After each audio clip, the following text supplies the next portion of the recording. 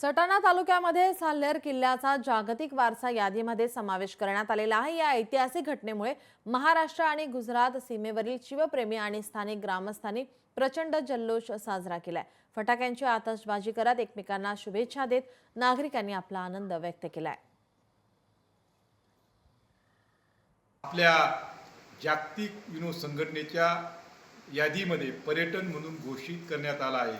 म्हणून मी माझ्या सर्व बागलाण तालुक्याच्या आम जनतेला असं आव्हान करतो की आपल्या या साल्हेर जिल्ह्याच्या पायथ्याशी छत्रपती शिवाजी महाराजांच्या पदस्पर्शाने पावन झालेल्या पावनभूमीत जागतिक विनोद संघटनेने पर्यटन म्हणून घोषित केल्यामुळे मी सर्व जागतिक विनोद संघटनेचं, भारताचे पंतप्रधान माननीय नरेंद्र मोदी साहेबांचं, महाराष्ट्राचे मुख्यमंत्री देवेंद्र फडणवीस, उपमुख्यमंत्री अजितदादा पवार, उपमुख्यमंत्री एकनाथराव शिंदे यांचं मनापासून आभार मानतो। मला वाटतं की आपल्या सर्वांच्यासाठी अतिशय आनंदाची आणि अभिमानाची गोष्ट आहे।